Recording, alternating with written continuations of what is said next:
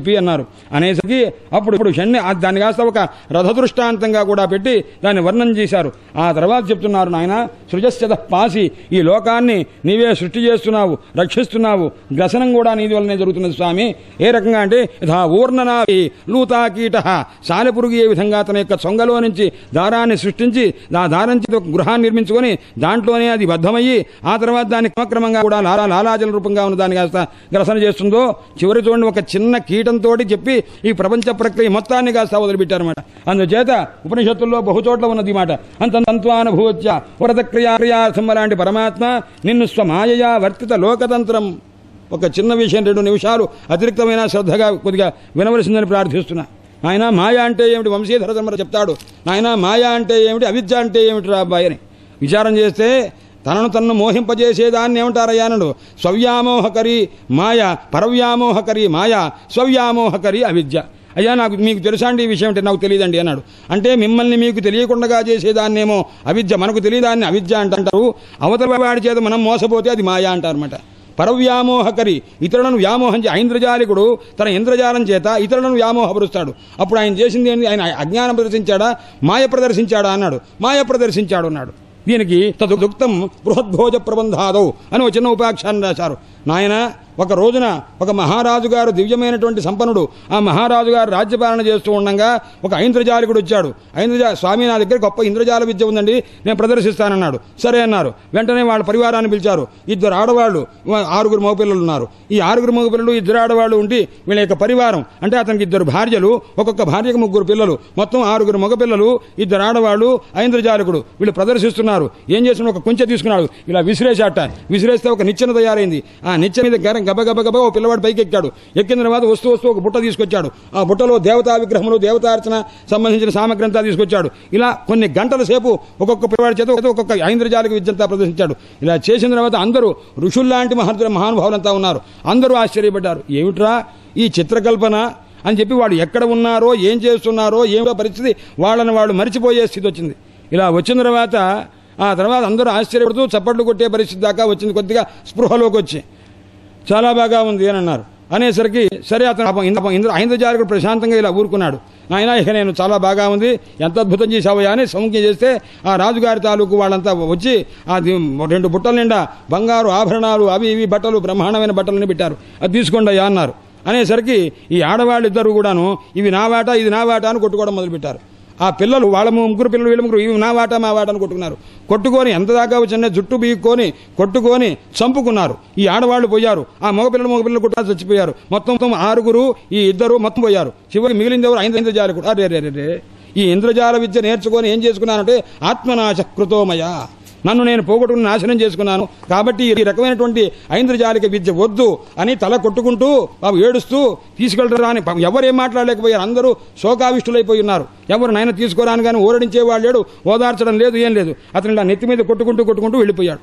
ఇంటికి వెళ్ళిపోయి ఏడుస్తూ కూర్చున్నాడు. తర్వాత 2 రోజుల తర్వాత ఒక ఉత్తరం వచ్చింది రాజుగారికి. రాజుగారితో, మహారాజా మీరు దివ్యమైనటువంటి స్వరూపం కలిగిన వారు, అన్నీ తెలిసిన వారు, నేను చివర ప్రదర్శించింది కూడా అంటే నా భార్యలు చనిపోవడం, కొడుకులు పోవడం కూడా మాయే, కాబట్టి దానికి కూడా కలిపి నాకు బహుమతి పంపించండి అని అన్నాడు. అనేసరికి వెంటనే ఆ మహానుభావుడు అది తీసుకొని వెళ్ళి అసలు ఉన్నారో లేదో చూద్దామని వెళ్ళారు. వెళ్ళి గొప్ప బహుమతులంతా కూడా ఇచ్చారట. అంటే మాయ అంటే మామూలు మానవుని యొక్క మాయ ఇలా ఉంటుందంటే భగవన్మా యొక్క స్వరూపం ఎలా ఉంటుందో గ్రహించండి ఆయన అని చెప్పన్నారన్నమాట. అందుచేత ఆ మాయ అంటే దాని గురించి చెప్తున్నా, స్వవ్యామోహకరి, పరవ్యామోహకరి మాయా, స్వవ్యామోహకరి అవిద్య అని అన్నారు. అందుచేత పరమాత్మ నీ యొక్క మాయ చేతనే ఇదంతా జరుగుతున్నది అని ప్రార్థన చేశారు. ఇలా ఇత్యవ్యలీకం ప్రణతోబ్జనాభ. ఆయన స్తోత్రం చేయడం కొంతమంది మనం ప్రశంసిస్తుంటాం, కొద్దిగా వ్యంగ్యంగా మాట్లాడుతుంటాం. మనస్సు ఎలా ఉంటుందంటే ఒక్కొక్కప్పుడు అవతల వాడితో పని ఉండి కూడా మధ్యలో వ్యంగ్యంగా అంటూ నువ్వు మహానుభావుడు అయ్యా అంటుంటాం. ఇలా అవ్యలీకం, అలాంటి వ్యలీకం ఉండకూడదు, కపటం ఉండకూడదు. ఎలా ఉండాలి? అంతకుముందు ద్రౌపది చెప్పినప్పుడు మాట ఎలా ఉంది అన్నాడు, న్యాయం ధర్మ్యం నిర్వ్యలీకం మహత్, అది గొప్పదన్నమాట. అలా మాట్లాడాలి. ఆ భాగవతం తెలుసుకున్న తర్వాత దానిలో గుణాలు ఈషత్తన్నా తాత్కాలికంగా క్షణమన్నా మనసులో నిలవకపోతే ఎందుకండి? ఈ గోడలో వింటున్నాం, మనం వింటున్నామే, దానివల్ల ప్రయోజనం ఏమిటి అని అన్నాడు. మనకు కొద్ది చేతనం, ఇంత చేతన స్వరూపాన్ని ఇచ్చినప్పుడు కొద్దిగా తెలుసుకోవద్దా? అందుకు చెప్పేవాడు ఉన్నప్పుడు కనీసం గ్రహించవద్దా? అందుచేత పరమాత్మ ఈ రకంగా ఆ కర్దమ ప్రజాపతి స్తోత్రం చేసినటువంటి ఆ మాటలకి సంతోషించి నాయన అనృతేన సువర్ణపక్షోపరి రోచమాన చూశారు. పరమాత్మ ఎక్కడున్నారు? గరుత్మంతుడి మీద కాలు కాస్తా ఎక్కడ వేశారు? భుజభాగంలో వేశారు. చూస్తున్నారు. అప్పుడు భగవంతుడు చెప్తున్నాడు, నాయన చాలా సంతోషం, చాలా బాగా చెప్పావు. నవైజాతం ఋషైవ స్యాత్ ప్రజాధ్యక్షమదర్హణం. కాబట్టి నేను ఒక మాట చెప్తున్నాను, నువ్వు వివాహం చేసుకో. ఈ రోజు నుంచి ఆయాస్యతి దిదృక్షస్వాం. బ్రహ్మావర్తం నుంచి ఆ మహానుభావుడు వస్తాడు. ఎవరయ్యా? 7 సముద్రముల మధ్యలో ఉన్నటువంటి యావత్ భూమండలాన్ని పరిపాలించేటటువంటి ఒక మహానుభావుడు ఉన్నాడు. ఆయన ఎవరయ్యా అన్నాడు. ఆయన స్వయంభూ మనువు. ఆయన వస్తాడు. ఎప్పుడు వస్తాడు అన్నాడు. దిదృక్షస్వాం పరస్వః. రేపు లేదు ఎల్లుండి వస్తాడయ్యా అన్నాడు. ఆయన సామాన్యుడు కాదు, ధర్మకోవిదుడు. ధర్మంలో బాగా నైపుణ్యం కలిగినాడు. ఆయన తీసుకురావడం ఏమిటండి, మా ఇంటికి రావడం ఏమిటని అనుకోవద్దు. చాలా ధర్మం తెలిసినటువంటి వాడు. ఆయన కూతురున్నది ఆత్మజాం అశితాపాంగీం మహాసౌందర్యవతి. చాలా సరి అయినటువంటి నీకు జోడీగా ఉంటుందంటుంటారే, ఆ రకంగా నీకు వయస్శీలము చేతగాడాను. నీ స్వభావం ఎటువంటిదో, ఎంత విరక్తో, ఆమె కూడా అంత విరక్తురాలు. నీ యొక్క వయస్సు ఎంతో దానికి తగిన స్థితిలోనే ఉంటుంది. ఆమె కాస్త మృయంతీం పతిం. ఆమె కూడా అనుకుంటుంది, నన్ను రక్షించేవాడు పతిం. పతిం అంటే ఏమిటి? పాతీతి పతి. నన్ను ఈ రకం సంసారంలో నుంచి బయటపడవేసి జ్ఞానం ఇచ్చి రక్షించేవాడెవడని మృగయంతీం పతిం. నారదుని యొక్క అనుగ్రహం చేత అనుకూలమైన భర్త నాకు రావాలని కోరుకుంటే ఆయన ఈ రకమైన ఏర్పాటంతా కూడా చేశాడు నారద మహర్షి. నాయన ఇక్కడికి వెళ్ళవయ్యా అని పంపించారు. అందుచేత అనేక సంవత్సరముల నుంచి అనుకూలమైనటువంటి ఆ భర్త యొక్క స్వరూపం కోసం వెతుక్కుంటున్నది. అందుచేత వాళ్ళు వస్తారు. నువ్వేం చేస్తావంటే చక్కగా నువ్వు ఆ అనుష్ఠానం చేసుకున్నటువంటి వాడు కాబట్టి నేను చెప్పిన రీతిగా ఆ సంబంధం వస్తే వెంటనే స్వీకరించవలసింది అని అన్నారు. అసహాహం. ఇలా కనుక చేస్తే నీకు ఇచ్చేటటువంటి ఒక అవకాశం ఏమిటి అని అన్నారు. అంటే నేను నీ యొక్క అంశతోటి ఆమె గర్భంలో కపిలనారాయణ రూపంగా నేను అవతరిస్తాను నాయన అని అన్నారు. సహాహం స్వాంసకలయ త్వద్వీర్యేణ మహామునే. నీ యొక్క వీర్యం ద్వారా ఆమె యొక్క స్వరూపంలో ప్రవేశించి నేను తవక్షేత్రే దేవహూత్యాం ప్రణయష్యే తత్వ సంహితాం. ఆ జ్ఞాన స్వరూపాన్ని కాస్త లోకంలో ఆవిష్కరించి కపిలనారాయణ స్వరూపంతో ఆవిర్భవిస్తాను నాయన అన్నారు. ఈ రకంగా అనేసరికి ఇదంతా చెప్తున్నారు. మైత్రేయులు వారు విదురుల వారికి, నాయన ఈ రకంగా పరమాత్మ అతనితో ఈ రకంగా చెప్పారు. ఆ తర్వాత అతని తపస్సు చూశారట పరమాత్మ. ఎవరు? మహావిష్ణువు చూచి, అరే రే ఎంత తపస్సు చేస్తున్నాడు మహానుభావుడు, తండ్రి యొక్క మాట మీద ఎంత లక్ష్యబుద్ధి కలిగి చేస్తున్నాడు, ఎంత జాగ్రత్తగా చేస్తున్నాడు అని ఆనంద బాష్పాలు పెట్టుకున్నట. ఆ బిందువులు కాస్త కన్నీటి ఆనంద బిందువులు కాస్త నేల మీద పడ్డవిత. అక్కడి నుంచి ఒక సరోవరం ఏర్పడింది. దానికి బిందు సరోవరం అని గుజరాత్లో ఇప్పటికీ ఉన్నదనమాట. అంటే మహావిష్ణువు ఒక భక్తుని యొక్క తపస్సునకు ఆర్ద్రపడి ఆ ఆర్ద్రత చేతి వచ్చినటువంటి కన్నీళ్లు, ఆ కన్నీళ్లు ఒక బిందువు అయ్యి ఆ బిందువులో నుంచి ఒక సరస్సు తయారయ్యి అది బిందు సరోవరం అనేటువంటి రూపంగా ఉందిట. బిందు సరస సరస్వచ్చ పరిస్థితాత్. సరస్వతి నది మొత్తం కూడాను దాని చుట్టూ ఉంటుంది. అలాంటి దివ్యమైనటువంటి స్వరూపం నాయన. అందుచేత ఈ రకంగా శ్రీ మహావిష్ణువు చెప్పారు. చెప్పిన తర్వాత ఆయన బయలుదేరి వెళ్లారు. అప్పుడు వెంటనే ఆస్తేస్మ. ఇక ఇక్కడి నుంచి ఈయన పరిస్థితి ఏమిటి? ఎప్పుడెప్పుడు ఎల్లుండి అవుతుందా? ఎల్లుండి అయితే ఎందుకంటే పరమాత్మ చెప్పారు, ఆయన వస్తారు చేసుకోరా అబ్బాయి అని అన్నారు.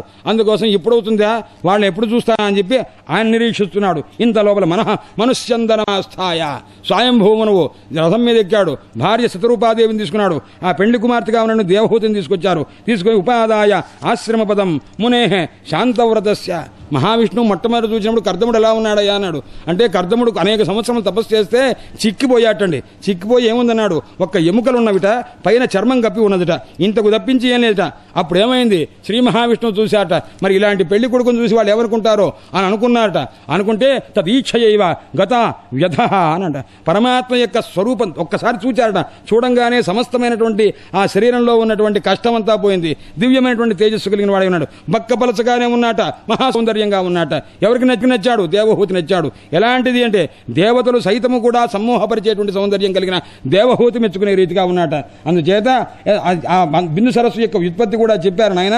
తద్వై బిందు సరోనా సరస్వచ్చ పరిప్లతం. దాంతో కూడుకున్నటువంటిది, సరస్వతి నదితో మిశ్రితమైనటువంటిది. అలాంటి పవిత్రమైనటువంటి చెట్లున్నవి ఆ ఆశ్రమంలో. అది ఎలా ఉన్నవి? అనేక లతలు, విరుద్ధమైనటువంటి స్వభావం కలిగిన మృగములన్నీ కూడా అత్యంత అనుకూలములుగా ఉన్నవి. అక్కడున్న పుష్పముల యొక్క మకరందాన్ని ఆస్వాదిస్తూ తుమ్మిదలన్నీ కూడా దివ్యమైనటువంటి ఝంకారం చేస్తున్నది. అక్కడ నెమిళ్లు నాట్యం చేస్తున్నవి. ఇలాంటి దివ్యమైనటువంటి హంసలతో వాటితో కూడుకున్నటువంటి ఆ దివ్యాశ్రమంలో చక్రవాక పక్షులున్నవి, ఆయన హరిణములున్నవి. చూడండి, హరిణం అంటే ఏమిటి అన్నాడు. కవి సమయంలో చెప్తుంటారు, నాయన అందరికంటే గొప్పదేదయ్యా అన్నాడు. హరిణం గొప్పదయ్యా అన్నాడు. కవులు చెప్తాడు మహానుభావుడు. సిల్హనుడు అని ఒక కవి ఉన్నాడు. ఆయన శాంతి శతకం అని ఒక శతకం రాశాడు. అంటే 100 శ్లోకములతో శాంతి, మనస్సుకు శాంతి ఎలా కలుగుతుందో దానికి ఒక 100 శ్లోకాలు రాశాడు. ఆయన మొట్టమొదటి రాశాడు, నాయన నా శాంతి శతకం చదివిన తర్వాత మనశ్శాంతి కనుక లేకపోతే శిరశ్ఛేదం చేసుకుంటాను ఆయన. అలాంటి స్థితి అనమాట. అలాంటి మహానుభావుడు అంత 100 శ్లోకాలు చదివి ఉన్నాను కాబట్టి చెప్తున్నాను. అంత దివ్యమైనటువంటి వైరాగ్యం కలిగేవాడు ఒక చోట చెప్తాడు, నాయనా జనక మహారాజు లాంటి వాళ్ళకి మనకు తేడా ఏమిటన్నాడు. మనకు రేపేదో ఫలానా ఫలం లభిస్తుందయ్యా అనుకున్నట్ట.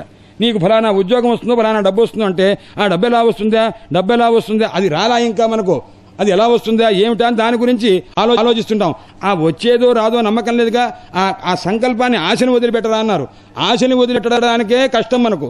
కానీ జనక మహారాజు ఎటువంటి వాడయ్యా అన్నాడు. సమస్తమైన రాజ్యం ఉంది, సంపద ఉంది, ధర్మం ఉంది, అంతా సుభిక్షంగా ఉంది.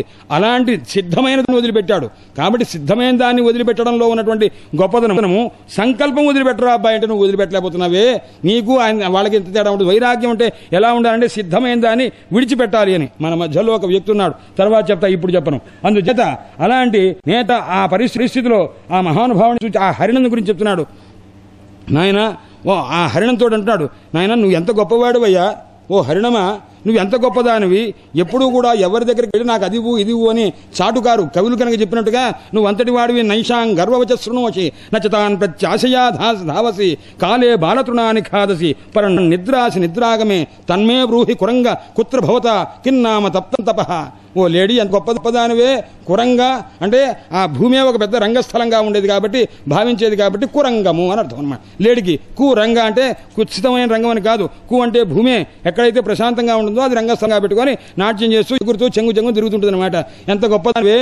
నువ్వు ఎప్పుడు ఏ సంపన్నుడి దగ్గరికి వెళ్ళి చాటు వచనాలు చెప్పవు, కవిత్వాలు చెప్పి 4 రూపాయలు ఇమ్మనవు. ఈ రకంగా ఉండకుండగా నువ్వేం చేస్తున్నావు, ఒక పశువు అయి ఉండి కాలే బాలతృణాన్ని ఖాదసి, ఎక్కడన్నా పచ్చగడ్డి కొద్దిగా ఉంటే కొద్ది తింటావు, ఎక్కడన్నా నీళ్లుంటే తాగుతావు, ప్రశాంతంగా జీవిస్తున్నావు. మాకు వేదాంతం తెలుసు, వేదం తెలుసు, వేదార్థం తెలుసు, సమస్త శాస్త్రాలు తెలుసు, అనేక పుస్తకాలు పెట్టుకొని చంకన పెట్టుకొని గిర తిరుగుతూ ఉంటాం. అయినప్పటికీ మాకేం తెలుసు, ఏమీ తెలియదు. కాలే కుత్ర కిన్నామ భవత తప్తం తపః.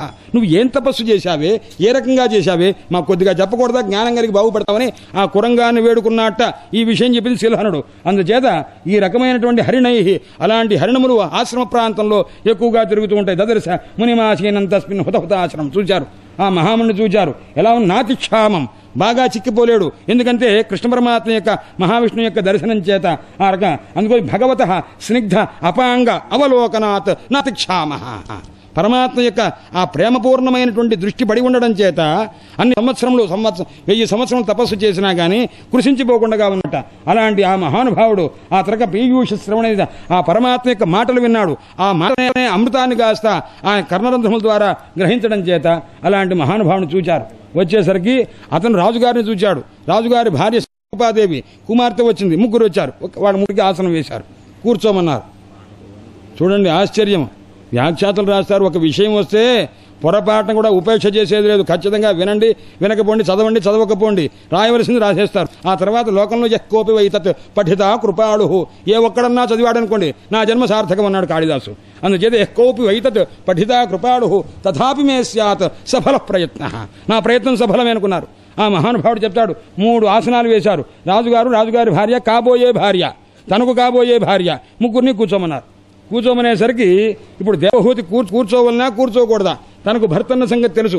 భర్త ఎదురుండగా కూర్చోవచ్చునా భావ్యం కాదు. అందుకోసం కూర్చోమనేసరికి ఆమె ఏం చేసిందంటే కుడి చెయ్యి ఒక్కసారి ఆయన చూపించినటువంటి ఆసనం మీద చెయ్యి వేసింది. వాళ్ళిద్దరు కూర్చున్నారు. కూర్చున్న తర్వాత అప్పుడు గ్రహించాడు, ఆహాహా పరమాత్మ చెప్పారు, నాయనా నీకు సమానమైన వయస్సు, సమానమైన శీలము, సమానమైన గుణ సంపత్తి కలిగిన భార్య వస్తుంటే ఇది కాబోలు అని మనసులో సంతోషించాట.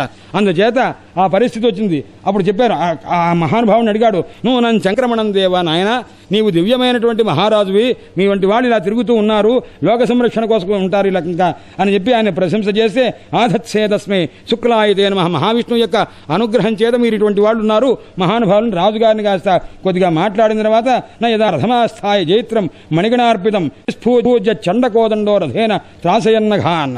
ఆ రథం మీద సంచారం చేస్తూ సమస్తమైనటువంటి దోషాలని, అంటే దొంగతనం చేసేటువంటి వాడిని, ఇలాంటి శత్రువులందరినీ కూడాను జయించి మీరంతా తిరుగుతూ ఉంటారని ఆయన చెప్పి, వికర్షన్ బృహతీం సేనాం పర్యటసి అంశుమానివ, సూర్య భగవానులాగా కిరణములతో సూర్య రకంగా అయితే ప్రపంచాన్ని సంచారం చేస్తూ ఉంటాడో, నీవు సేనతో ప్రపంచమంతా తిరిగి అధర్మమును ఎవరైతే ఆచరిస్తారో వాళ్ళందరినీ శిక్షిస్తూ ఉంటావు అని చెప్పి శయానే త్వయి లోకోయం, నాయనా ఓ స్వయంభూ మనం మా మహారాజా, మనం నువ్వు కాస్త నువ్వు ఎప్పుడైతే నిద్రించావో అంటే నువ్వు నిర్లిప్తంగా ఉన్నావో అప్పుడు లోకమంతా దస్యుగ్రస్త వినంక్షతి, ఇదంతా కూడాను ఆ దొంగల చేత నిండిపోతుంది. కాబట్టి చేత నువ్వు చాలా గొప్పవాడివి, ఇంతటి మహారాజు వచ్చావు, అయితే ఎందుకు వచ్చావో ఒకసారి తెలుసుకొని అథాపి పృచ్ఛేత్తాం వీర యథర్థంతమిహాగర, అయినా సరే నిన్ను అడుగుతున్నాను ఎందుకు వచ్చావో ఇక్కడ చెప్పవలసింది.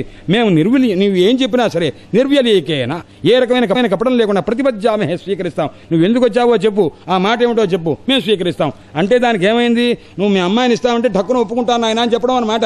నిర్వ్యలీకేన ప్రతిపద్యామహే వయం, మేము స్వీకరిస్తామని. ఇది శ్రీమద్భాగవతే మహాపురాణే ఏకవింశోధ్యాయ. హరయే నమః హరయే నమః హరయే నమః. మైత్రేయులు వారు చెప్తున్నారు, నాయన ఈ రకంగా ఆ మహానుభావుడు ఎవరు కర్దమముని దివ్యమైనటువంటి రీతిగా ఆ రాజును సమ్మానవచనములతోటి మాట్లాడేసరికి అప్పుడు ఇంత మాటలు మాట్లాడుతుంటే నారద మహర్షి పంపించాడు వాళ్ళని, నాయన వెళ్ళండయ్యా కర్దముని ఆశ్రమానికి వెళ్ళండి, ఆయనకి మీ అమ్మాయిని ఇచ్చి ధన్యులు కండయ్యా అని స్వయంభూమను శతరూపులకు చెప్పారు.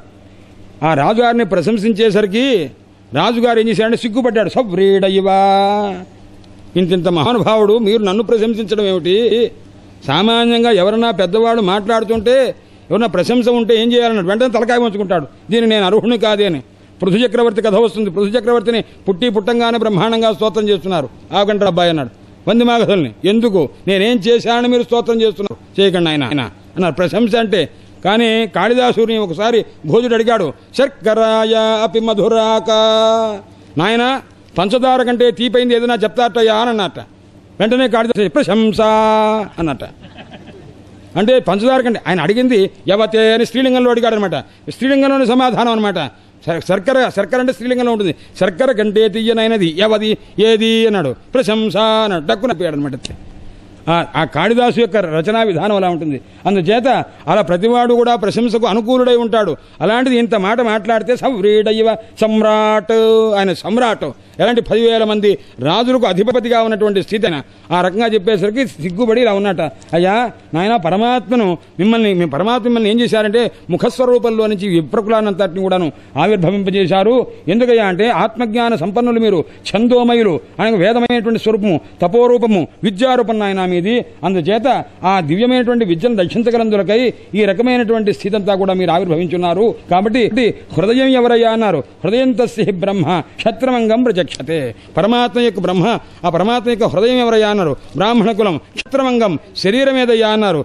క్షత్రియులయ్యా అంటారు. అందుచేత మనం అన్యోన్యం హృదయాన్ని రక్షించవలసినటువంటి బాధ్యత శరీరం నకున్నది. శరీరం ద్వారా హృదయాన్ని కాస్త పదిలం చేసుకోవాలి. అలాంటి రీతిగా చేస్తున్నాము అని చెప్పి ఆయన ఆ రకంగా వారిని అంటే ఆ కర్దముని ప్రత్యేకించి చెప్పి దిష్యామే భగవాన్ దృష్ట దుర్దశ యో అకృతాత్మన, నా అదృష్టం కొద్ది ఆయన మీరు చూడబడ్డారు, మిమ్మల్ని చూచాము. అయితే మాకేమిటి అంటే యదాదు భవత ప్రియవ్రత, నాకు 2 కుమారులు ఉన్నారు. ప్రియవ్రతుడు ఉత్తానపాదుడు, 3 కుమార్తెలు ఉన్నారు. ఆమె కాస్త ఆయన చెప్పి నా కూతురు అని చెప్పలేదు, ఆ మమకారం కూడా రాకుండా చెప్పడం రీతి అనమాట. నాకు 2 కుమారులు ఉన్నారు, ప్రియవ్రతుడు ఉత్తానపాదుడు అని. వాళ్ళ యొక్క తయోసో స్వసేయం, వాళ్ళిద్దరి సోదరుని ఆయన అన్నారన్నమాట. అదేమిటండి అంటే మా అమ్మాయి ఏం చెప్తే నష్టం ఏమిటన్నాడు. శ్వస అంటే దానిలో ఉన్న అందం వేరండి. వాళ్ళ యొక్క చెల్లెలు అంటే ఆమె ఎలాంటిది అంటే అన్నదమ్ముల యందు మిక్కిలి ప్రేమను నింపుకొని అందరినీ గౌరవించది. స్వస్యతి సమ్యక్ ఆక్షిపతి భ్రాతృక స్నేహాధికమితి శ్వస.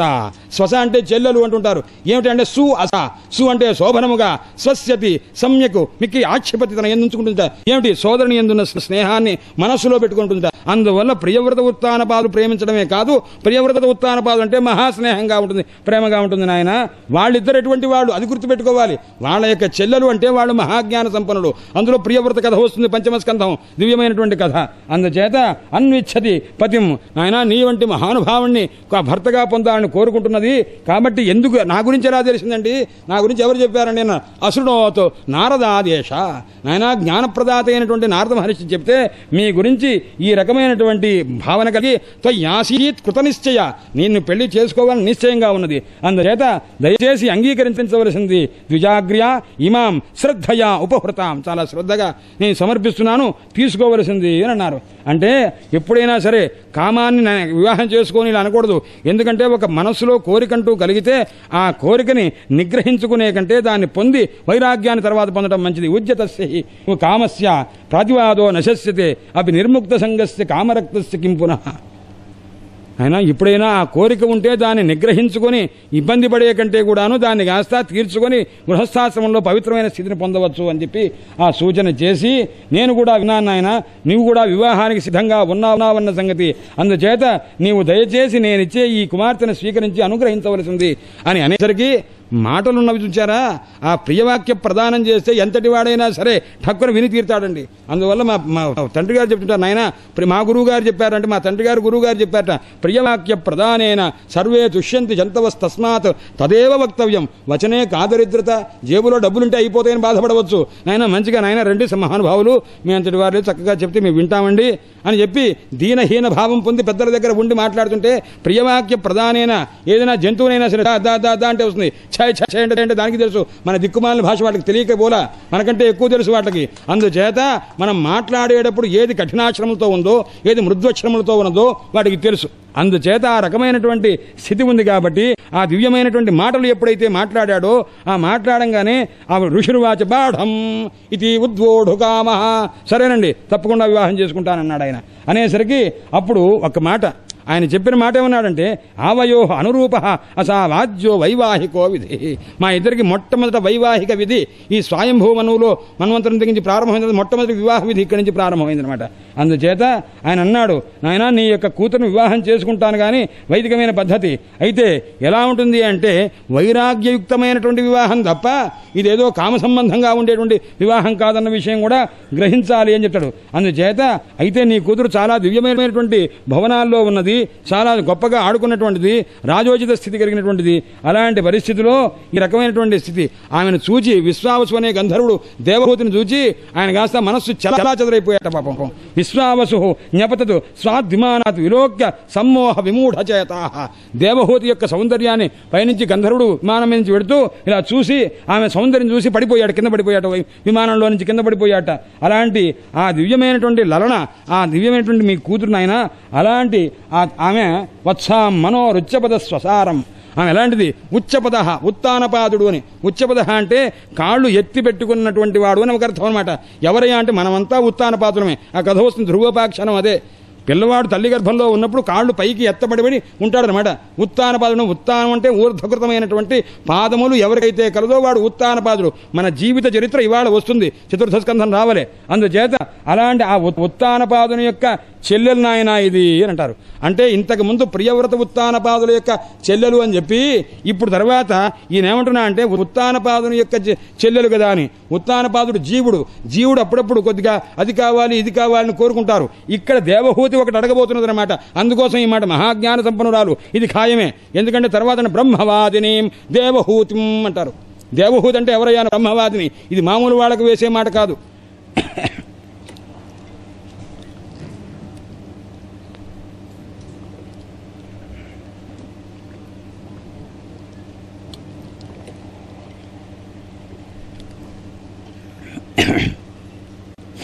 అప్పుడు ఇంత ఉత్తమమైనటువంటి స్త్రీ సౌందర్యం కలిగినటువంటి ఆమెను ఎవరు వద్దంటారు నాయన? మహాసాధ్వి, ఈమె నేను పరిగ్రహిస్తాను అని చెప్పి పరమాత్మ శుక్లప్రోక్త పరమాత్మ చెప్పారు, దాన్ని బట్టి నేను తప్పకుండా స్వీకరిస్తాను అని చెప్పి అన్నారు అని ఈ విషయాన్ని చెప్పారు. మైత్రేయులు వారు చెప్తున్నారు, నాయన ఈ రకంగా ఉగ్రధన్వన్ యదేవ ఆవభాషే ఆసీచ్య తూష్ణీం అరవిందాభం ధియా ఉపగృహన్ స్మితశోభితేన ముఖేన చేతో లులుభేదో దేవహూత్యా. పరమాత్మ యొక్క ఆజ్ఞను అనుసరించినటువంటి వాడై ఆమెను వివాహం చేసుకున్నాడు. ఆ చేసుకుని దేవహూతి యొక్క మనస్సును కాస్త ఆకర్షించాడు. దేవహూతిని కూడాను ఇతను చాలా సంతోషంగా స్వీకరించాడు. అయితే అతను ఎలా ఉన్నాడయ్యా అన్నాడు. ఆమె తాలూకు ఆయన మనస్సుంతా కూడా వైరాగ్యనిష్టమైనప్పటికీ కూడా పరమాత్మ యొక్క ఆజ్ఞ చేత గృహస్థాశ్రమం తీసుకుంటున్నాడు. ఆమె కూడా అదే స్థితిలో ఉంది. భర్తకి దదౌ తుల్యాం ప్రహర్షిత. ఆమెను ఇచ్చి వివాహం చేసిన తర్వాత వాడిద్దరు శతరూప మహారాజ్ఞి స్వయంభూ మనువు మహారాజు వీళ్ళందరూ కూడాను కావలసినటువంటి ఆ ఆడపిల్లకి వచ్చిన సారా ఇలాంటివన్నీ కూడా ఇచ్చేశారు. ఇచ్చి దుహితరం సమ్రాట్ సదృక్షాయ గతవ్యథ యోగ్యుడైనటువంటి వరుణికి ఇచ్చిన తర్వాత ఆ తండ్రి పడే ఒక ఆనందం ఉంటుందే గతవ్యథ. సరే చక్కగా ఇచ్చా మంచి పిల్లవాడికి ఇచ్చామని సంతోషపడతారు. ఆ రకంగా చూచి ఆ కూతుర్ని ఒక్కసారి దగ్గర తీసుకొని ఆలింగ హృదయ ఉపగుహ్య ఒక్కసారి ఆలింగనం చేసుకొని ఔత్కంఠ అశ్రుకలయ అన్నాడు. ఒక్కసారి కంటి వెంట ఆనంద బాష్పాలు వచ్చిన అమ్మ నువ్వు వెళ్ళి విడిచిపెడుతున్నావు, చాలా ఉత్తమమైనటువంటి పతివమ్మ, మాకంటే కూడా ఎక్కువగా జాగ్రత్తగా చూసుకుంటాడు తల్లి అని చెప్పి ఆ మాట చెప్పిన తర్వాత వాళ్ళు వెడుతున్న ఆమంత్య తమ్ మునివరం అనుజ్ఞాత సహానుగ. ఇంకొకరు ఏం చేస్తారు, అయ్యా నీకు దివ్యమైనటువంటి భవనాలు ఇస్తాను, నేను మహారాజ చక్రవర్తిని అంటారు. ఆయన తీసుకోవడానికి సిద్ధంగా లేదు, ఈయన ఇవ్వడానికి సిద్ధంగా ఉన్నాకని అలాంటి స్థితి. నమస్కారం చేశాడు. ఆ పిల్లని అక్కడ పెట్టారు. కష్టపడుతుందో నష్టపడుతుందో ఇష్టపడుతుందో ఎవరికీ తెలియదు. అలా వెళ్ళిన తర్వాత మహానుభావుడు ఈ తల్లి ఏం చేసింది, ఆ రకంగా చూసిన బ్రహ్మావర్తాత్ ఆయన అక్కడ బ్రహ్మావర్త దేశానికి వెళ్ళాడు. మా స్వయంభూమనువు అక్కడ ఆయన చూసి ప్రజలంతా కూడా చాలా సంతోషపడ్డాడు. అక్కడ ఒక నగరాన్ని పెట్టుకున్నట్ట బరిహిష్మతి నామపురి. స్వయంభూమనువు యొక్క ఆ ముఖ్యమైనటువంటి పట్టణం అది. సర్వసంపత్ సమన్విత సమస్తమైన సంపదతో కూడుకున్నటువంటిది. ఆ సందర్భంలో అది ఎలాంటిదయ్యా అన్నాడు. ఎక్కడైతే వరాహస్వామి అవతరించి శరీరాన్ని ఒక్కసారి విదిల్చాట, విదిలిస్తే రోమములన్నీ పడ్డవిట, ఆ రోమములన్నీ దర్భైనవిట. ఆ దర్భల చేత పవిత్రమైన ప్రదేశం కాబట్టి దానికి బరిహిష్మతి అని పేరు వచ్చిందిట. అలాంటి నగరం అది ముఖ్యపట్టణంగా ఉన్నట్ట. అందుకు రోమాణి యజ్ఞస్యాంగం విధున్వత. యజ్ఞవరాహస్వామి శరీరం విదిలిస్తే వచ్చిన రోమముల చేత ఏర్పడినటువంటి బర్హిస్ చేత ఉందో ఆ బర్హిస్సు చేత నిండినటువంటి ప్రదేశం కాబట్టి దానికి బర్హిష్మతి అన్నారన్నమాట. ఆ రకమైనటువంటి స్థితి. ఆ తర్వాత పరమాత్మని ధ్యానం చేస్తూ యజ్ఞం చేస్తూ ఆ మహారాజు కాలక్షేపం చేస్తున్నాడు. ఈ రకంగా భవనంలో ఆయన ఉంటూ ఉంటే ఇక్కడ ఎలా ఉన్నాడయ్యా అన్నాడు. అంటే ఈయన మహావిష్ణువు యొక్క దివ్యమైనటువంటి అనుసంధానం చేసుకుంటూ ఉన్నాడు. ఆ స్వయంభూముని యొక్క దివ్యమైనటువంటి స్వరూపం ఎక్కువగా వర్ణించారు. ఎలాంటిదయ్యా అన్నాడు. శృణ్వతో ఝాయతో విష్ణు కుర్వతో బ్రోతః కథా.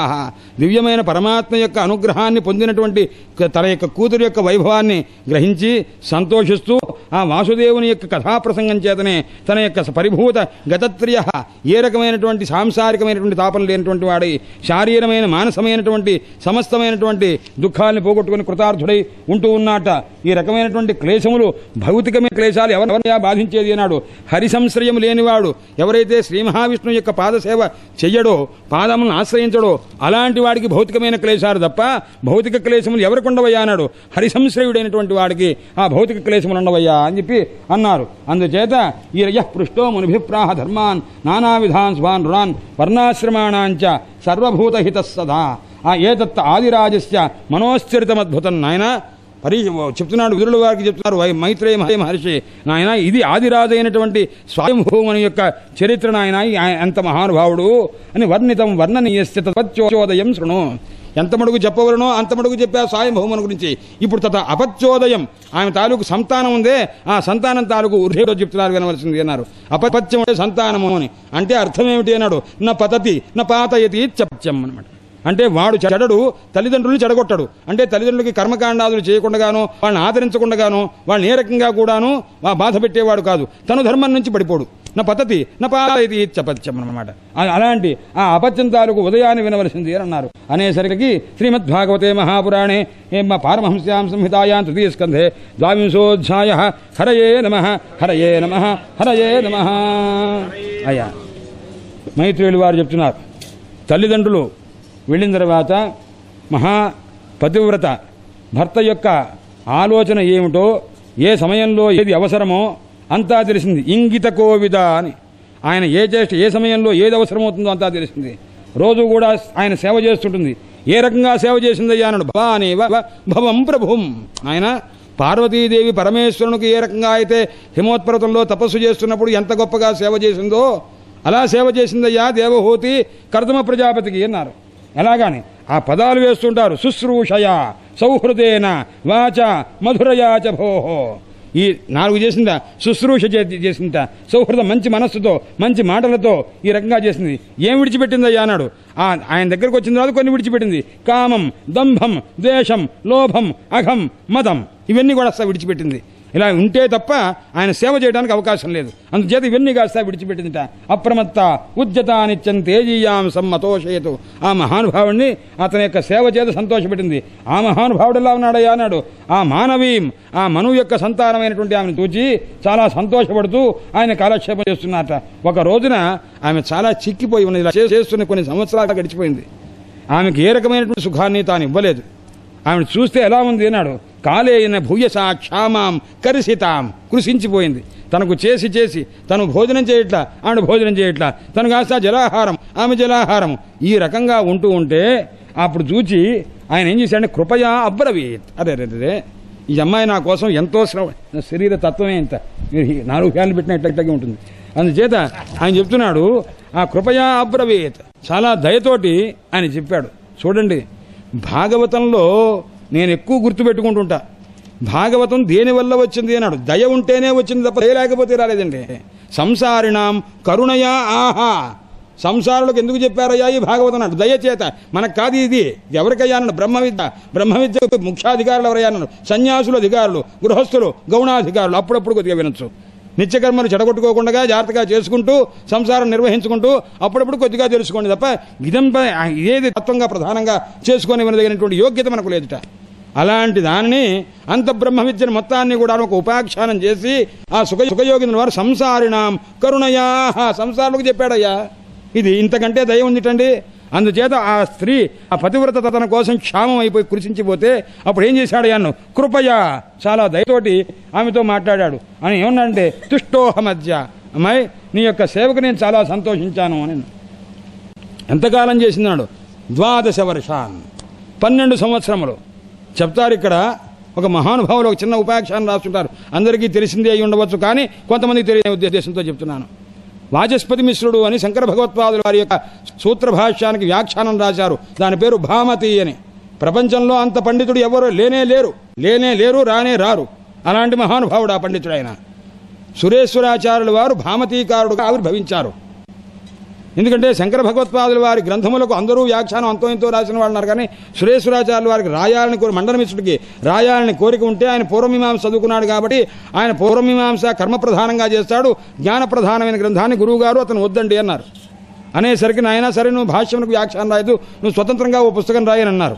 అంటే నైష్కర్మ్య సిద్ధి అని రాశారు. రాసిన తర్వాత ఇప్పుడు జాగ్రత్తగా రాస్తారని విశ్వాసం కలిగినా అందరూ ఎవరు ఒప్పుకోవాలి. అప్పట్లోనే పద్మపాదాచార్యుల వారు మొదలైనటువంటి వాళ్ళతో కూడా పెద్ద ఇష్టపడకపోతే ఆయన మానేశారు.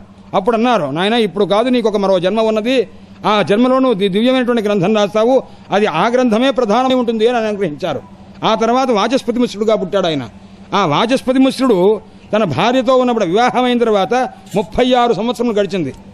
భార్య కాపురంకి రావడం కూడా తెలియదు. వివాహమైంది లీలగా గుర్తు. భార్య కాపురంకి వచ్చింది, ఈయన సేవ చేస్తున్నది. ఎప్పుడన్నా ఆటంకం ఉన్నప్పుడు కనిపించలా. ఆవిడ ఎప్పుడో వచ్చింది, మళ్ళీ అక్కడ స్నానం చేయటం, మళ్ళీ రావటం. ఈయన సేవ చేస్తూ 36 సంవత్సరంలో గ్రంథం రాసుకుంటున్నాడు మహానుభావుడు. శంకర భగవత్ అన్ని శాస్త్రములకి విషయంలో రాశాడు. అందులో సూత్రశాస్త్రం వ్యాఖ్యానం రాస్తున్నాడు. రాస్తూ ఉంటే ఒక రోజున దీపం కాస్త ఆరిపోయింది.